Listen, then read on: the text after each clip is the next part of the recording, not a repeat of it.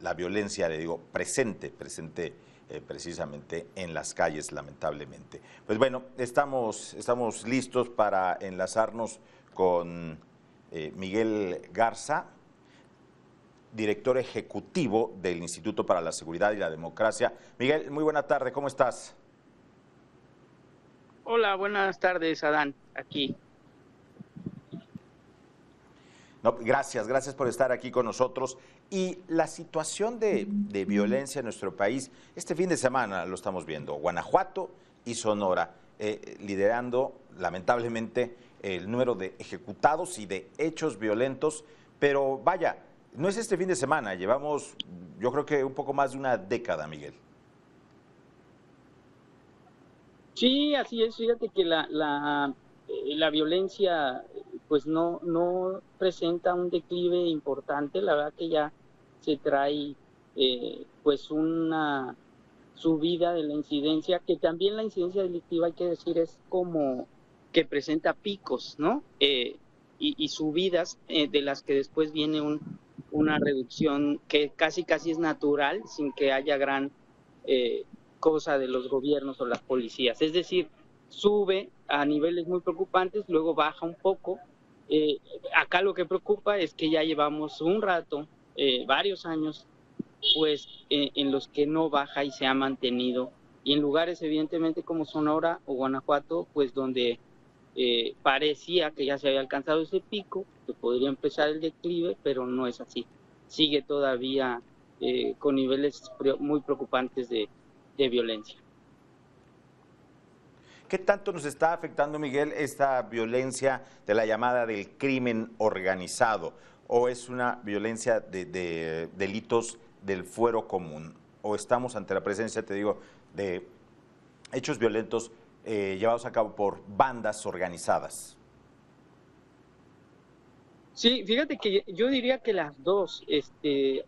Un fenómeno que se da es que cuando se alcanzan los niveles muy altos de impunidad como los tenemos actualmente en nuestro país, pues se diversifica la criminalidad y aunque pareciera que el mayor número es del crimen organizado por el impacto que tiene, porque son hechos sumamente violentos, la verdad es que sigue siendo más de 9 de cada 10 delitos son del fuero común. Es decir, a la gente el delito que más le sigue afectando es el robo en el transporte público, el robo a casa habitación, el robo en su comercio. Y ahora, bueno, la extorsión en su comercio, ¿Sí? pero sobre todo, y bueno, las personas que van caminando, que también son víctimas, ese sigue siendo el grueso. Y de todos modos, hemos visto cómo el crimen organizado diversifica sus actividades para no dedicarse solo al trasiego de drogas, sino también a la trata de personas, a la falsificación de billetes, a, a la extorsión, al secuestro, a otras actividades, digamos, que afectan desde los delitos de alto impacto. Pero ante la impunidad, lo que termina ocurriendo es que ambos tipos de criminalidad pues se extienden, y eso es lo que está pasando.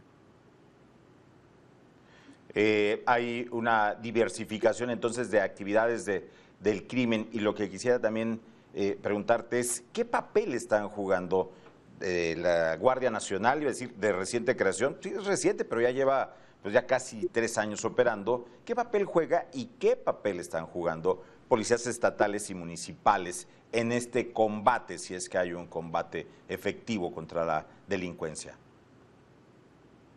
Fíjate que esa es una gran pregunta, Adán, porque la Guardia Nacional se supone en el papel, por ejemplo, del Modelo Nacional de Policía y Justicia Cívica, validado y autorizado por el Consejo Nacional de Seguridad, que es como la instancia suprema de la materia y es a nivel nacional, indica que la Guardia Nacional va a estar en los estados de forma subsidiaria, ¿no? Cuando la policía local esté rebasada, la policía estatal esté rebasada, entonces será la Guardia Nacional la que opere. Incluso dice ahí, pues, para hacer pues el papel de autoridad en los delitos del fuero común. En la realidad, fíjate que está ocurriendo muy poco. Siguen haciendo las detenciones, las puestas a disposición y atendiendo los llamados de emergencia, en su gran mayoría, policías municipales y policías estatales, que realizan casi cada 8 de cada 10 detenciones que ocurren en el país son realizadas por policías estatales y municipales. Y un fenómeno que también está encontrándose es la Guardia Nacional, a pesar del incremento en su estado de fuerza, del incremento en su personal, no está haciendo las detenciones que corresponden con ese número de personas. Entonces uno dice, bueno, entonces ¿a qué los despliegan en los estados y municipios?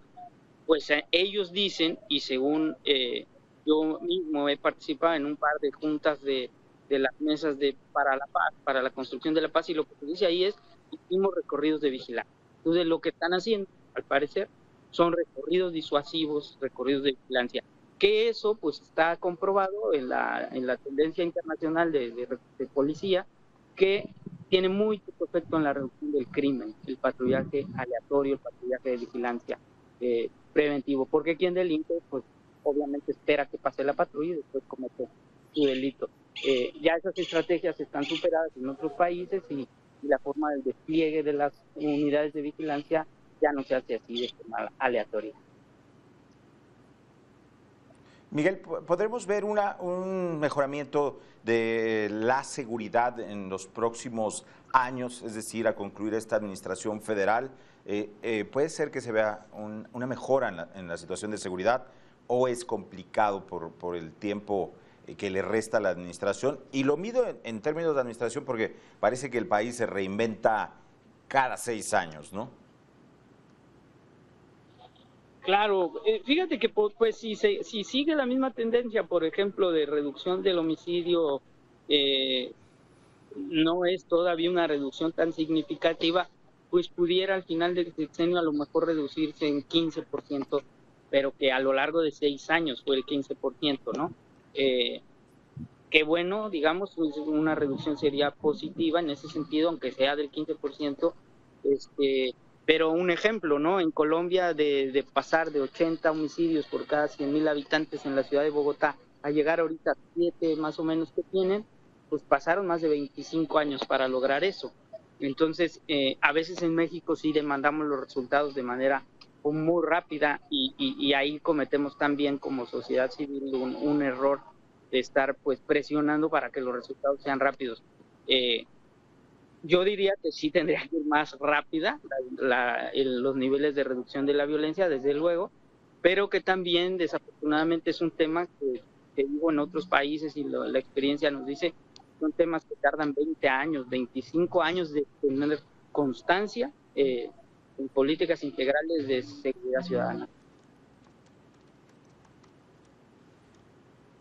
Eso es. Pues hay que estar entonces muy pendientes de esta estrategia y hay que pues, también observar estas regiones donde se ha focalizado la violencia, Sonora, Guanajuato, Michoacán, incluso Jalisco. ¿Tú crees que pues, se extienda a gran parte del territorio nacional o algunas entidades, como hoy sucede, estarán pues medianamente libradas de esta problemática? Pues fíjate que hay estados que desafortunadamente por su posición geográfica y por su dinámica, un ejemplo es Michoacán, que tiene pues incluso costa,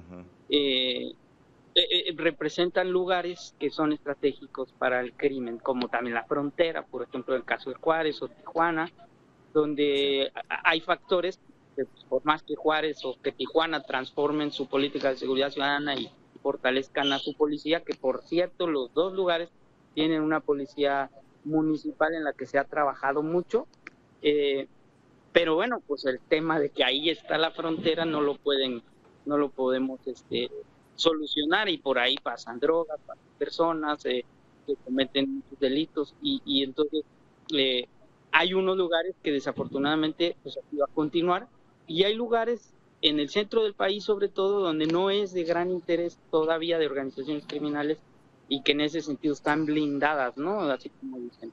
Pero bueno, de que puede pasar, puede pasar. Ya vimos en Ciudad de México hay interés al parecer del cártel de Sinaloa por ya empezar a hacer operaciones de narcomenudeo y podría entonces iniciarse una escalada de violencia, ojalá que no.